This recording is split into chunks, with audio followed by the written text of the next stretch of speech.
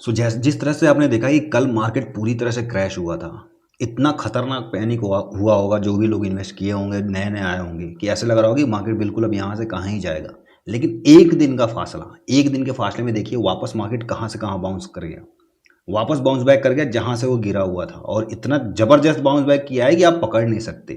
सो अगर आप सोचते हैं कि गिरावट हो तो डर के निकल जाओ, और फिर वापस जब ग्रोथ आएगा तो आके हम पकड़ लेंगे, तो सपोज दैट इससे ऊपर के कल जो मार्केट गिरा था उससे ऊपर आपने इन्वेस्टमेंट किया होगा, सपोज दैट उससे 20% ऊपर या 10% ऊपर जो है इन्वेस्टमेंट आपने कर रखा था। उसके बाद कल वो गिर गया 10-12%, 15% जो भी गिरा। अब उसके बाद अगर आप निकल गए रहते सुबह, ठीक है, और फिर आज मार्केट 15% ऊपर चला गया, कल आप आएंगे तो आप कितना, आप एक तो पहले आपने लॉस झेला, फिर और महंगे दाम पे आप खरीद रहे हैं शेयर को।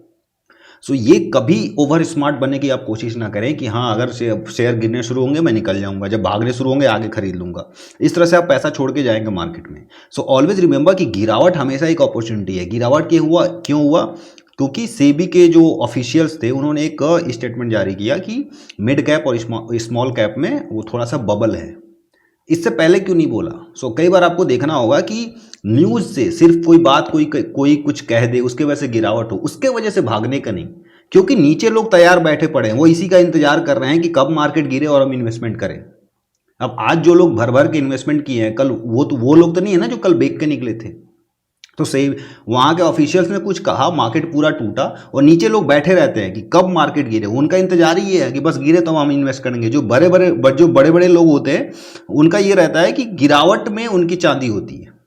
वो ग्रोथ तो होना है, उनको पता है कि वक्त के साथ चीजें ग्रो करेंगी, उनको पता है कि ग्रोथ होना है, बस वो इंतजार किस चीज का करते हैं? गिरावट का।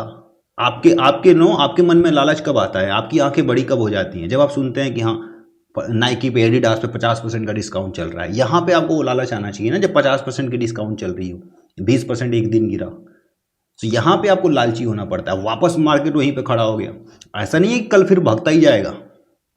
ठीक है, हो सकता है कल और गिर जाए। कहने का मतलब कि जब भी मार्केट गिरे आपको मजबूती के साथ बने रहना है, खरीदारी करनी है, सेल चल रहा है। तो इस तरह से जब आप अपना माइंडसेट रखेंगे, आप अगर नए इन्वेस्टर आ रहे हैं तो 6 महीने साल भर तो आप यही सोचिए कि मेरे को हर प्राइस पे खरीदना है।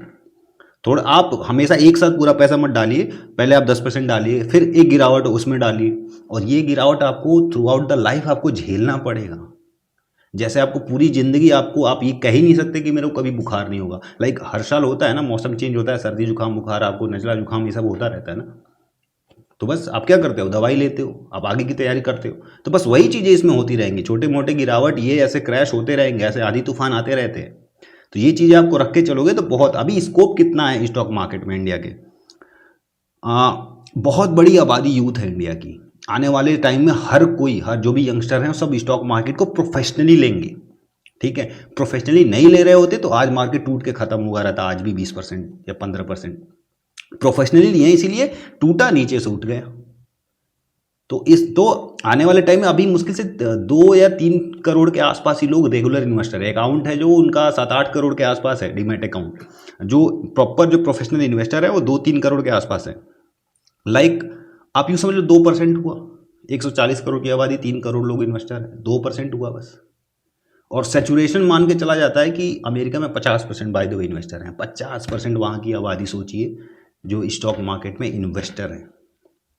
ठीक है, वहाँ पे जाके थोड़ा सेचुरेशन आता है 50%। तो अभी यहाँ से बहुत बड़ा स्कोप है। लाइक अगले 20 साल तक आप मान के चलें तो 20 साल ऐसे ही देखना पड़ता है आपको। 20 साल बहुत छोटा दायरा होता है। अगर आप सोच रहे हैं कि हाँ चीज़ें 360 डिग्री टर्न हो जाए 4 दिन में 5 दिन में, नहीं होने वाला है, भूल जाइए। उससे अच्छा फैंटेसी लीग खेलिए, वहाँ पे बर्बादी ज़्यादा अच्छे से मिलेगी और जल्दी मिलेगी। स्टॉक मार्केट टेस्ट मैच है, नॉन एंडिंग टेस्ट मैच, आपको बने रहना है इसमें।